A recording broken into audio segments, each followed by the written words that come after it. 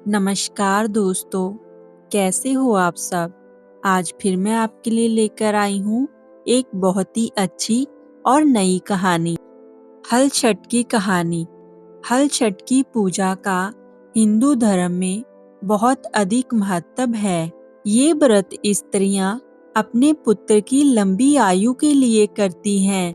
ये हर छठ का व्रत बहुत ही नियमों के साथ किया जाता है। इस व्रत का पालन करने वाली महिलाएं इस दिन हल से जुटी हुई सामग्री यानी कि अनाज नहीं खा सकती और ना ही गाय का दूध या घी खा सकती हैं। उन्हें सिर्फ वृक्ष पर लगे हुए खाद्य पदार्थ खाने की अनुमति होती है। हल छठ का पर्व बलराम जी के जन्मदिन उपलक्ष्य में मनाया जाता है। बलराम जी श्री कृष्ण जी के बड़े भाई थे। इनका प्रिय शस्त्र हल था। इन्हें हरथल भी कहा जाता है, इसलिए इसे किसानों का त्योहार कहते हैं। और इस दिन हल की पूजा की जाती है और साथ ही बैलों को भी पूजा जाता है। आइए सुनते हैं हल छठ की व्रत कथा। प्राचीन समय की बात है। एक ग्वालन थी।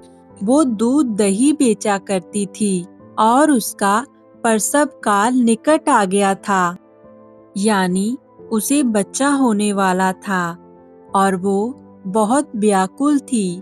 पर उसका मन कहीं न कहीं दूध दही बेचने में लगा हुआ था।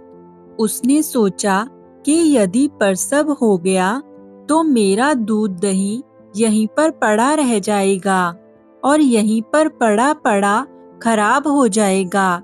ये सोचकर वो दूध दही के घड़े लेकर बेचने के लिए चल दी। लेकिन कुछ ही दूर चलने पर उसे असहनीय प्रसव पीड़ा शुरू हो गई और वह एक बेरी की ओट में चली गई और वहां उसने एक बच्चे को जन्म दिया। बच्चा होने के बाद भी वो उस बच्चे को वहीं पर छोड़कर पास के गांव में दूध दही बेचने के लिए चली गई। सहयोग से उस दिन हल छठ थी।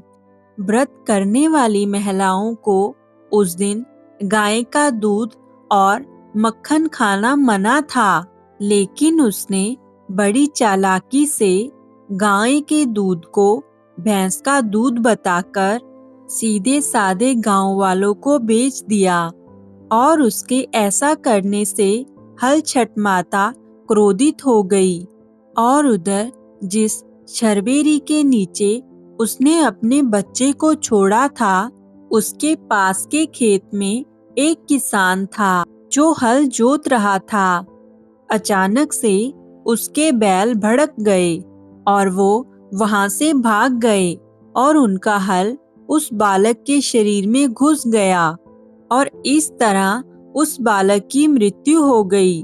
और जब कुछ देर बाद वो ग्वालन अपना दूध और दही बेचकर वहां पर पहुंची तो अपने बच्चे की ऐसी दशा देखकर उसे ये समझने में देर नहीं लगी कि ये सब उसके पाप की ही सजा है।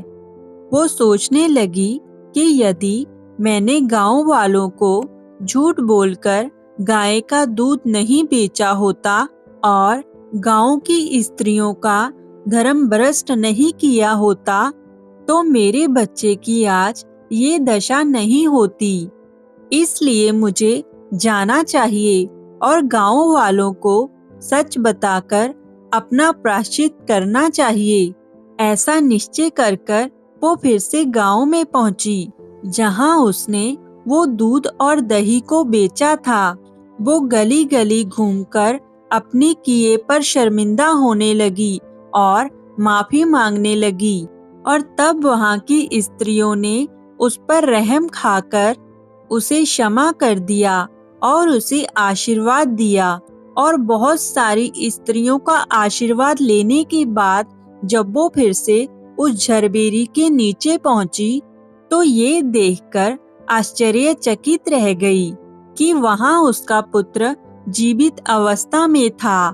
उसने अपने स्वार्थ के लिए झूठ बोलने को ब्रह्म हत्या के समान समझा और कभी भी झूठ ना बोलने का प्रण लिया। तब से ही पुत्र की लंबी आयु के लिए हर्षठ माता का व्रत और पूजा की जाती है। कहा जाता है कि जब बच्चा पैदा होता है तब छठी माता बच्चे की देखभाल करती हैं, उसे हंसाती हैं और उसका पूरा ध्यान रखती हैं। इसलिए बच्चे के जन्म के 6 दिन बाद छठी माता की पूजा भी की जाती है और छठ माता को बच्चों की रक्षा करने वाली माता भी कहा जाता है। आपको ये कथा कैसी लगी? कमेंट करके जरूर बताएं। जय हो छठ माता की।